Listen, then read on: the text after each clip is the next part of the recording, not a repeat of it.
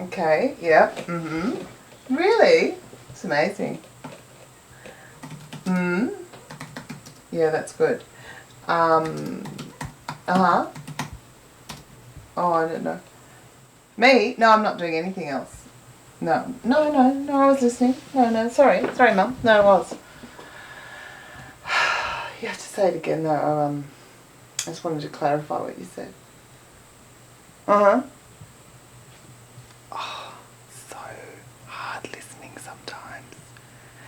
I actually was watching this thing. Sorry, Mum. I've actually just got something come up at the moment. Can I just call you back? All right. Okay. Yeah, okay. Thanks. Bye. Don't know what she said. I haven't got a clue. But I was watching this thing on the TED site the other day about listening.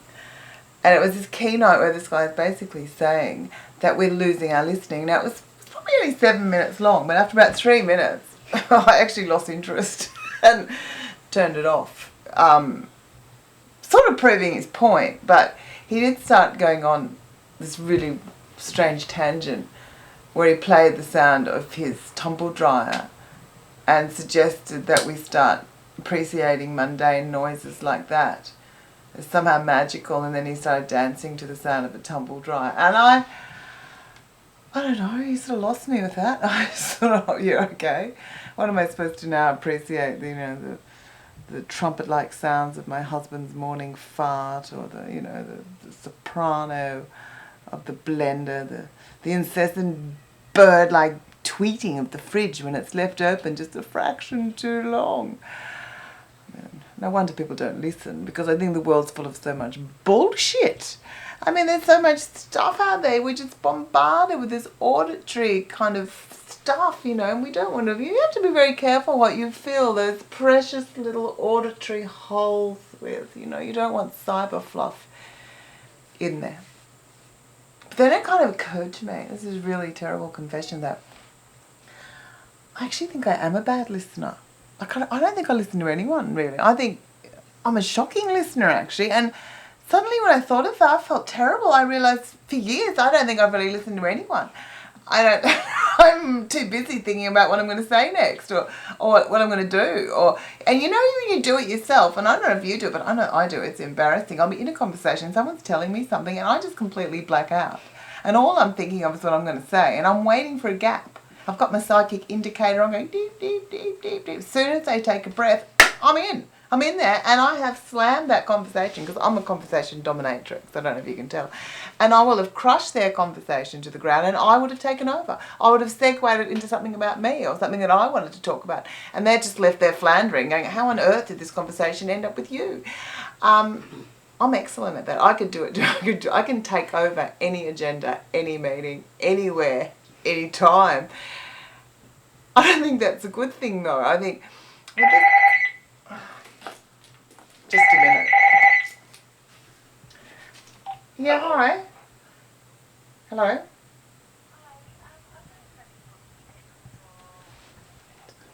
Yeah, certainly. Yeah, you can. Let me just take your name then. Oh, sorry. What was your name? Lisa Brown. Thanks, Lisa. And you just pick it up at the door. Yeah, that's good. Thanks. Okay, 2. Sorry, I wrote 4 down. I wasn't actually listening. No, 2. I've got 2. It's good. Thank you. Bye. Bye. God, see, I had to listen to that with someone making a booking. And even then, I'm like going, hurry up. But it's a terrible thing. And you find yourself, I worry that I'm missing out on a lot of things. I think it's a fairly awful thing to be a bad listener, and you can't help it. You hear stuff, and the worst thing is people will start a conversation, I'll finish it for them, and I'll tell them what they're about to say, because generally I've heard it before. Blah, blah, blah, blah, blah, blah, and I'll go, and I'll jump in.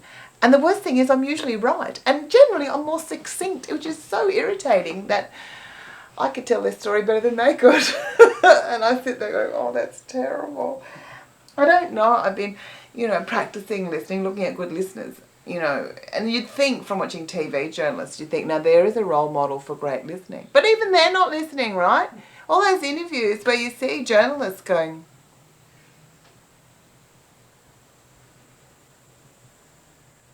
not real. They shot that after the interview. That got shot. They're called the noddies. They get shot after the interview. In fact, when they're talking to the person, they could be, doing a ruddy and eating their earwax. They could be, fixing their boobs or their balls or whatever they're packing. You wouldn't even know because they're not that interested anyway. That interested face isn't real. So I try to think, how can I do this? What can I do? Because listening is sexy. I think back to the people that have most impressed me. And I realise I know nothing about them. You know why? Because they ask me questions about myself. And I go home thinking, my God, how nice was that person? And then I went, hang on. They just asked me questions all night. I just talked and talked and talked. I think they're really nice because they were interested in me. They listened. Listening is a powerful skill. So I thought, I'm going to try this. It's seductive. I've never given it a shot before. So I've been practicing the nodding and the and asking questions and actually waiting, how's that, for the answer. Actually listening for the answer. When I first started asking questions, I did actually ask the question, and halfway through the answer I'd ask another question because I'd lost interest in their answer. I realised that wasn't a good listening thing as well. So I'm really working on this listening thing. I know, there it is. It's not easy.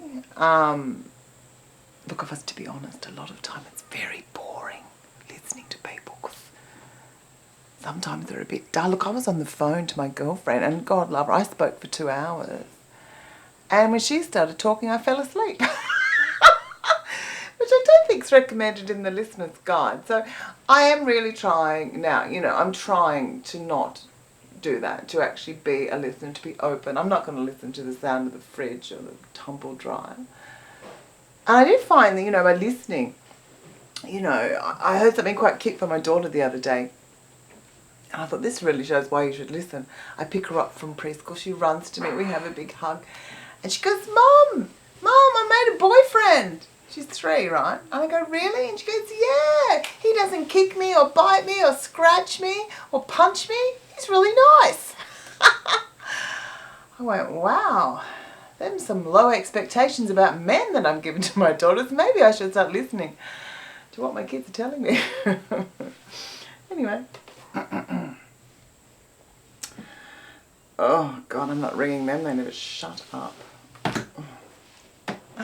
See ya. Back to talking. Okay. Hello? Yep, Mandy here. Yeah, look, what I want to tell you is I've got something coming up